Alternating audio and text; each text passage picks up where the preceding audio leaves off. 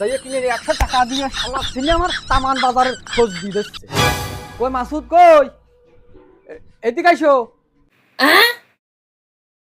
কি হলো আব্বা? বলো, ডাকছো কেন?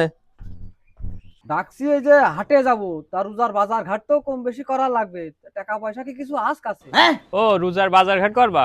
হ্যাঁ, টাকা পয়সা আছে তো দিচ্ছি, দাও।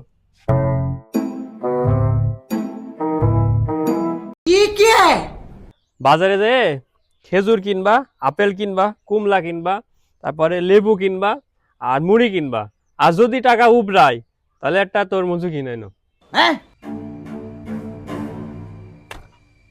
তাহলে ধর যা যা কিনার, তাই কিনে 100 টাকা দিয়ে শালা ছিনে আমার সামান বাজারের খোঁজ দিয়ে দিচ্ছে।